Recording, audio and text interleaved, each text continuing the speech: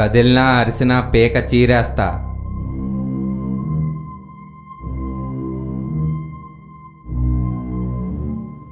మీ ఇంటిని 3 రోజుల నుంచి గమనిస్తున్నా. ఇంకో 2 గంటల వరకు మీ ఇంటికి ఎవరూ రారని నాకు తెలుసు. సో కదలకుండా సైలెంట్గా కూర్చో.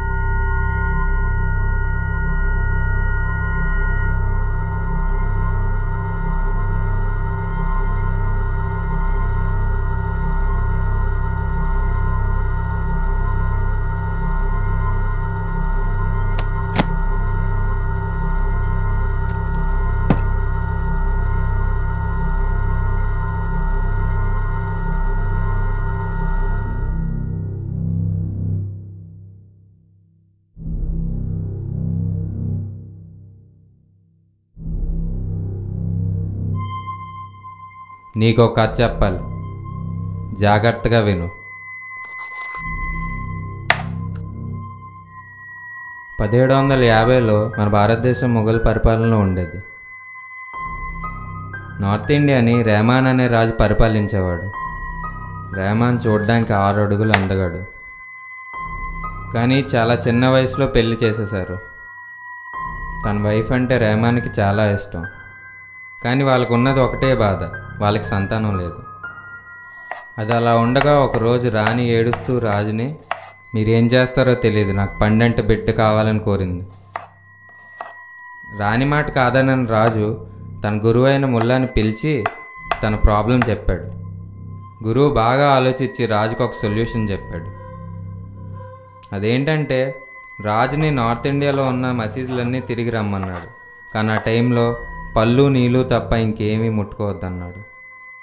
గురువు మాట విన్న రెహమాన్ ఆ యాత్రకి వెళ్ళాలని డిసైడ్ అయ్యి రాణికి ఆ విషయం చెప్తాడు. రాణికి మనసులో బాధగా ఉన్నా వెళ్ళొద్దని అనలేకపోతుంది. రెహమాన్ యాత్రకు బయలుదేరాడు. ఇటు రాణి కూడా రాజులాగే రోజు పళ్ళు నీళ్ళు మాత్రమే తీసుకునేది. రెహమాన్ మండుటి ఎండను కూడా లెక్క చేయకుండా యాత్రను కొనసాగిస్తాడు. ఇటు రాణి కూడా రాజు పడే బాధని తలుచుకుంటూ ఏడుస్తూ రాజు ఎప్పుడు వస్తాడని ఎదురు చూసేది. రాజు మొత్తం నార్త్ ఇండియాలో ఉన్న మసీదులన్నీ తిరిగి 6 నెలల తర్వాత రాజ్యానికి తిరిగి వస్తాడు. ఈ విషయం తెలిసిన రాణి పరుగున వచ్చి రాజుకి ప్రేమతో స్వాగతం పలుకుతుంది. ప్రజలు కూడా రాజు రాకని ఒక పండగలా జరుపుకుంటారు. 6 నెలల తర్వాత ఆ రోజు రాత్రి ఇద్దరూ ఒకటవుతారు.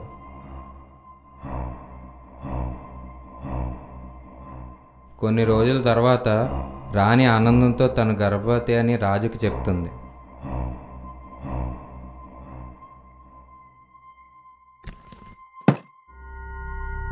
ఈ వార్త విన్న రాజు ఆనందంతో దర్బార్లో ఒక గొప్ప విందు ఏర్పాటు చేయమంటాడు. కాకపోతే ఒక షరతు పెడతాడు. తను ఎప్పుడూ రుచి చూడని ఒక కొత్త వంటకాన్ని చేయించమంటాడు. అప్పుడు రాణి ఈ షరతుని అంగీకరించి దేశ నలుమూలల నుండి 500 మంది గొప్ప వంట వాళ్ళని పిలిపిస్తుంది. ఆ తర్వాత రాణి పర్యవేక్షణలో వంటల పోటీలు మొదలయ్యాయి.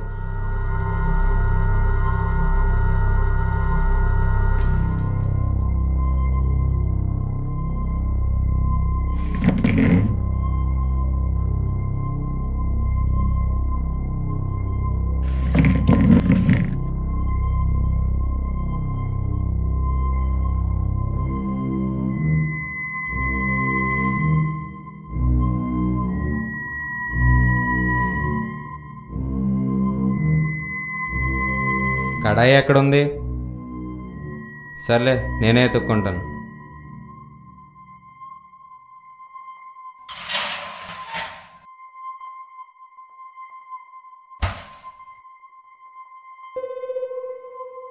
ఎక్కడాపాను? గుర్తొచ్చింది.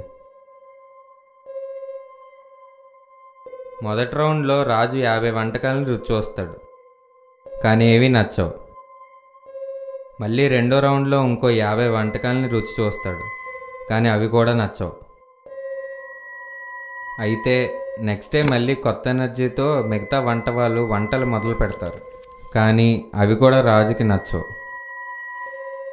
ఓపిక నశించిన రాజు రాణిని పిలిపించి, నాకు నచ్చిన వంట చేసిన వాళ్ళని తప్ప మిగిలిన వాళ్ళందరి చేతులు నరికేస్తానని చెప్పమంటాడు.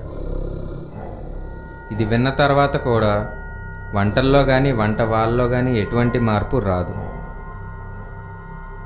ఇది భరించలేని రాజు 50 మంది వంట వాళ్ళ చేతులు నరికేస్తాడు. ఇంత జరిగినా కూడా రాజుని మెప్పించే వంట మాత్రం చేయలేకపోతారు.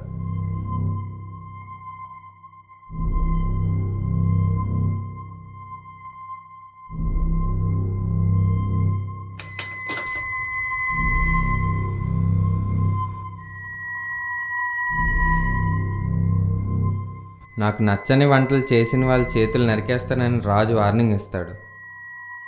అది విన్న వంట వాళ్ళు భయంతో వంటలు ఇంకా పాడు చేసేస్తారు. రెహమాన్ కోపంతో 20 మంది చేతులు నరికేస్తాడు. బట్ వంట వాళ్ళలో మాత్రం ఎటువంటి మార్పు రాదు. ఇది తట్టుకోలేని రెహమాన్ తనని తాను ఒక గదిలో బంధించుకుంటాడు. ఈ వార్త విన్న రాణి పరుగున రాజు దగ్గరికి వస్తుంది.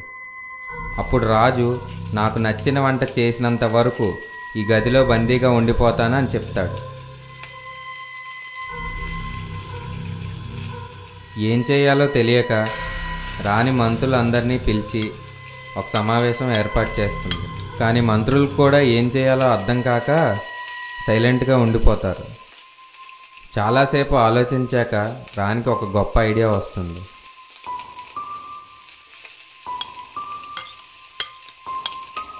వెంటనే వంట వాళ్ళని పిలిపించి, మీరేం చేస్తారో నాకు తెలీదు, అందరూ కలిసి ఒక గొప్ప వంటకాన్ని చేసి రాజుగారిని మెప్పించాలని రాణి అంటుంది.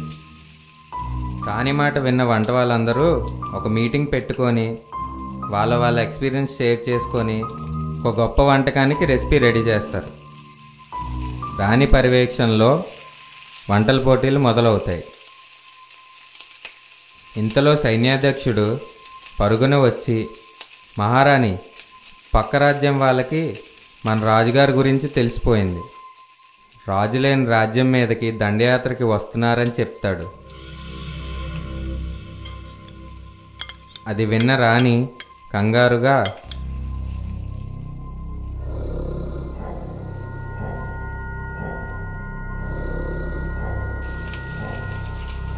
రాజుగారికి చెప్పగా రాజు నన్ను సంతోషపెట్టని ఈ రాజ్యం వద్దని కోపంతో చెప్తాడు. అటు వంటవాళ్ళు అనుకున్నట్టు అందరూ కలిసి వంటకు కావలసిన ప్రతి వస్తువుని ఆచితూచి లెక్క వేసి సమకూర్చి వంట మొదలు పెడతారు.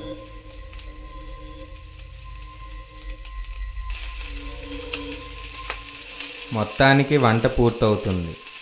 ఆ విషయాన్ని రాణికి ఇన్ఫామ్ చేయగా రాణి ఆ వంటకాన్ని స్వయంగా రాజు దగ్గరికి తీసుకొని వెళ్తుంది.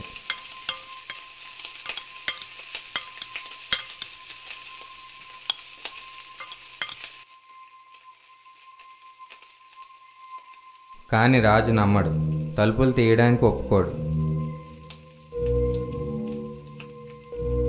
రాణి రాజుతో, మహాప్రభు, ఈ వంటని వంట వాళ్ళందరూ కలిపి చేశారు. దానికి రాజు, రాణి మీరు తప్పుగా అనుకోకండి, కానీ నేను నమ్మలేకపోతున్నాను అని అంటాడు. అది విన్న రాణి ఏం చేయాలో అర్థం కాక ఆ గది ముందు నిలబడిపోతుంది. రాజు కొంతసేపటికి, ఒక పని చేయండి రాణి, గోడకి చిన్న రంధ్రం పెట్టి దాని ద్వారా వంట సువాసనని లోపలికి పంపండి. ఆ సువాసన నాకు నచ్చితే నేను బయటికి వచ్చి రుచి చూస్తాను అని రాణికి బదులిస్తాడు. అది విన్న రాణి రాజు చెప్పినట్టు చేసింది. వంట సువాసనని లోపలికి పంపుతుంది. ఆ వాసన పీల్చిన రాజు నుండి ఎటువంటి సమాధానం రాదు. ఏమైందని రాణి కంగారు పడగా ఒకేసారి రాజు ముఖంలో చిరునవ్వుతో తలుపులు తెరుస్తాడు. అది చూసిన రాణి ఎంతో సంతోషంతో రాజు దగ్గర చేరుతుంది. రాజు మాత్రం ఎక్కడా గొప్ప వంటకం అని అడుగుతాడు. అది విన్న రాణి స్వయంగా తన చేతులతో రుచి చూపిస్తుంది. ఆ రుచి చూసిన రాజు ఆనంద బాష్పాలు ఆపుకోలేకపోతాడు. రాణిని ఆనందంతో రాజు కౌగిలించుకుంటాడు. అటు దండయాత్రకు బయలుదేరిన శత్రువులు ఈ విషయం తెలియగానే వెనుతిరుగుతారు. ఆ సమాచారం సైన్యాధ్యక్షుడి ద్వారా రాజుకు అందుతుంది.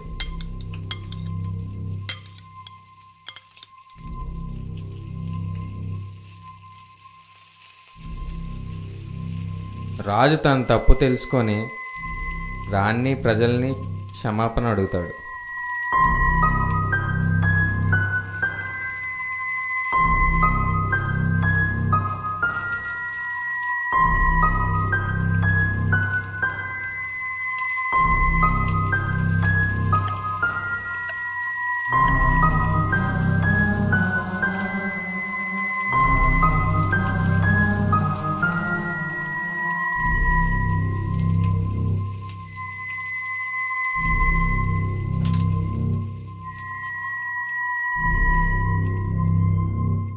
ఈ సంఘటన తర్వాత రాజు తన రాజ్యాన్ని చాలా బాధ్యతగా పరిపాలిస్తాడు.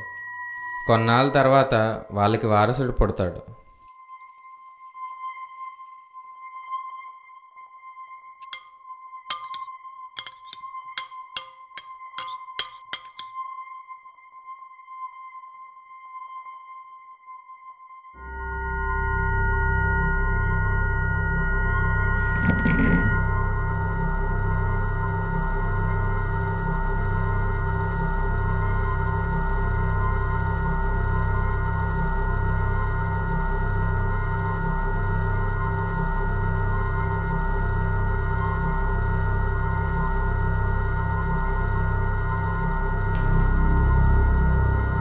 ఈ కథంతా నేను ఎందుకు చెప్పానో తెలుసా?